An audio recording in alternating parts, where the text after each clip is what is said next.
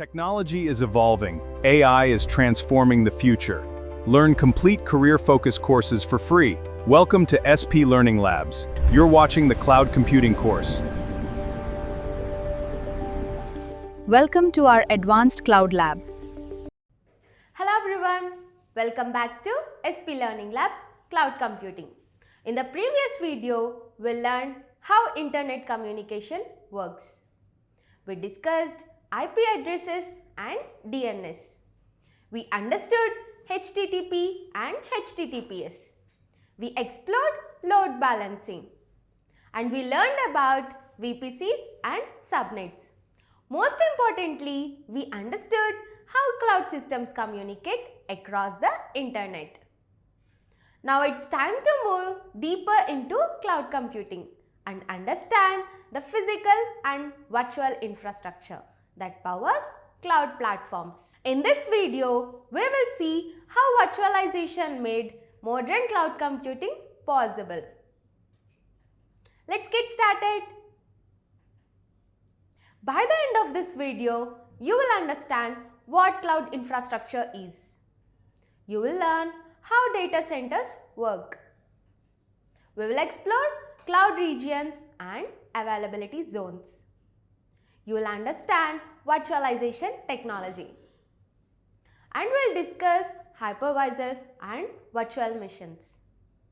These technologies form the foundation of modern cloud platforms such as AWS, Microsoft Azure and Google Cloud Platform, HOOC. Imagine watching Netflix, scrolling through Instagram or attending an online meeting on Zoom. Behind these applications, thousands of servers, storage systems and networking devices are working together continuously across the world. But here's something interesting. One physical server can actually run multiple virtual systems at the same time. Think about that for a moment. How can a single server behave like multiple independent computers? How do cloud providers serve millions of users without purchasing a separate server for every application? The answer lies in cloud infrastructure and virtualization. These technologies became the backbone of modern cloud computing and made platforms like AWS, Azure and Google Cloud possible. Today, we are going to understand how all of this work behind the scenes. Before we begin, let's think about a large apartment building. One building contains many apartments. Different families live separately inside those apartments. Resources such as water supply, electricity systems, elevators and security are shared efficiently. At the same time, every family has its own private space. Cloud infrastructure works in a very similar way. One physical infrastructure can support multiple users and multiple systems efficiently while keeping everything isolated and secure. This concept will become even clearer when we discuss virtualization later in this video. What is cloud infrastructure? Let's begin with cloud infrastructure. Cloud infrastructure is the physical and virtual environment that makes cloud computing possible. It consists of several important components: physical servers, storage systems, networking equipment, virtualization software and security systems. Together, these components provide the foundation on which cloud services operate. Now, you might wonder where all of this infrastructure is actually located. Cloud providers manage these resources inside massive data centers distributed across different regions around the world. Let's take a real-world example. Suppose you launch an AWS EC2 instance. Behind the scenes, physical servers process your workloads. Storage systems store your application data. Networking devices transfer traffic. And virtualization software creates the virtual machine that you see. All of these components work together seamlessly. In simple terms, cloud infrastructure is the backbone of cloud computing. Without infrastructure, cloud services would not exist. Data centers, physical infrastructure. Now let's understand data centers. A data center is a highly secure physical facility where cloud providers store and operate their infrastructure. This is where the real hardware lives. Data center contains thousands of servers, storage systems, networking equipment, power backup systems, cooling systems, and advanced security controls. These facilities are designed to operate continuously and reliably. Let's talk about cooling systems. Servers generate a tremendous amount of heat while running. Without proper cooling, systems can overheat. Overheating can cause hardware failures, and hardware failures can impact application availability. That's why cooling systems are critical inside data centers. Now let's discuss backup systems. Cloud services are expected to remain available 24 hours a day, 7 days a week. If one power source fails or a networking component becomes unavailable, backup systems immediately take over. This improves reliability and ensures high availability.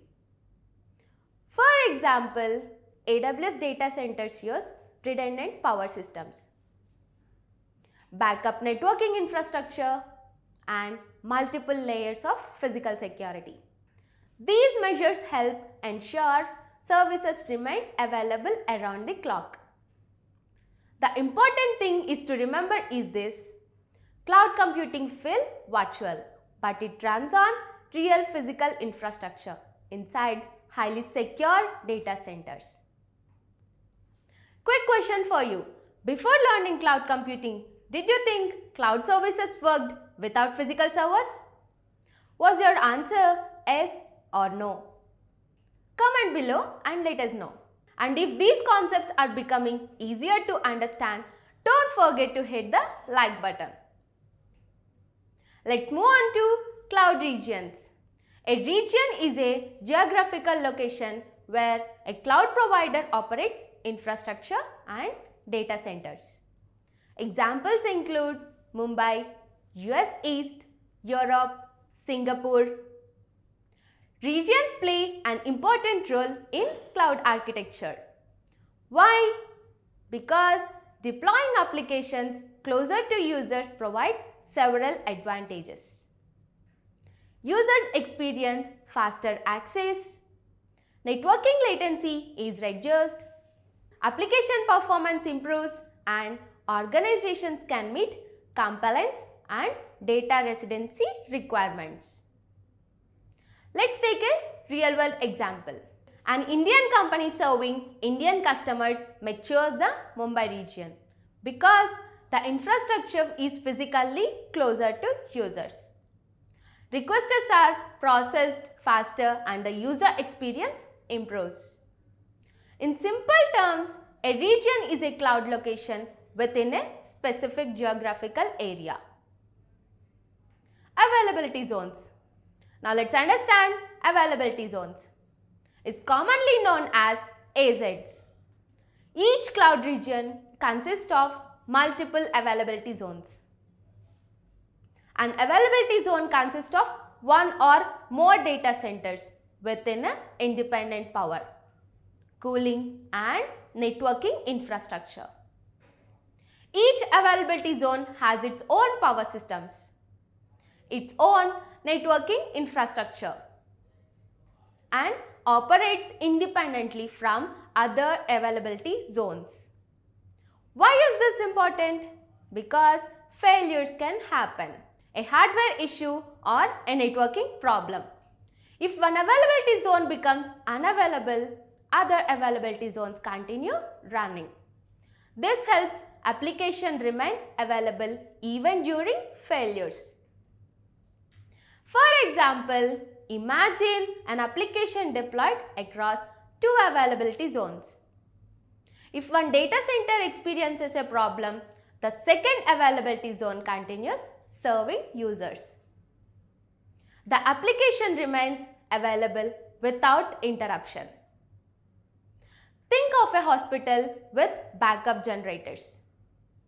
If the main power source fails, the backup generator immediately takes over. Availability zones works in a similar way. Their purpose is to improve reliability and fault tolerance. Virtualization. Even with powerful data centers, organizations still face the major challenge. Most physical servers were underutilized. Companies were paying for hardware that remained idle for much of the time. Virtualization was introduced to solve this problem. Virtualization allows one physical server to run multiple virtual systems at the same time. Before virtualization, organizations typically followed a simple model. One server, one application. This resulted in huge hardware waste. Most servers were used only a small percentage of their available resources. A large portion of CPU memory and storage remained unused. Virtualization changed everything. Today, one physical server can run multiple virtual machines. Different operating systems can run simultaneously. Multiple applications can share the same hardware and resources can be utilized much more efficiently. This brought several major benefits: better efficiency, reduced infrastructure cost, faster deployments, flexible resource management, and easier scalability. Let's look at a real-world example. A cloud provider may run web servers, databases, and enterprise applications, all on the same physical server using virtualization technology. Think back to our apartment building analogy. One apartment building contains multiple apartments. Similarly, one physical server contains multiple virtual systems. Virtualization solved one of the biggest challenges in IT: underutilized hardware. And because of that, virtualization became the foundation of modern cloud platforms such as AWS, Microsoft Azure, and Google Cloud Platform. Now let's discuss hypervisors. A hypervisor is a software responsible for creating and managing virtual machines. It sits between the physical hardware and virtual machines. The basic flow looks like this: hardware, hypervisor, virtual machines. The hypervisor allows multiple virtual machines to share the same physical resource efficiently. There are two main types of hypervisors. Type 1 hypervisor. A type 1 hypervisor runs directly on physical hardware because it runs directly on the hardware. It offers better performance and efficiency. Type 1 hypervisors are commonly used in cloud data centers and enterprise environments. Some popular examples include VMware. VMware was one of the pioneers of enterprise virtualization and played a major role in the evolution of modern cloud computing. Microsoft Hyper-V. These solutions are designed for large-scale production environments. Type 2 hypervisor. A Type 2 hypervisor runs on top of an operating system. Instead of running directly on hardware, it depends on an existing operating system. Type 2 hypervisors are commonly used for personal systems, testing environments, and learning virtualization concepts. Popular examples include VirtualBox. VMware Workstation. The simple idea is this: hypervisors enable multiple virtual machines to run on a single physical server. Without hypervisors, virtualization would not be possible. Quick question: which technology allows one physical server to run on multiple virtual machines? Is it DNS, virtualization, or load balancing? Drop your answer in the comments below. So, today we learned about cloud infrastructure, data centers, cloud regions, availability zones, virtualization, and hypervisors. Now you understand how cloud infrastructure, data centers, regions, and virtualization work together behind modern cloud platforms. In the next video, we'll take the next step and explore how virtual machines actually run inside cloud environments and how physical resources are shared efficiently. Thank you for watching. If you found this video helpful, don't forget to like, share and subscribe to SP Learning Labs for more beginner-friendly cloud computing content. See you in the next session.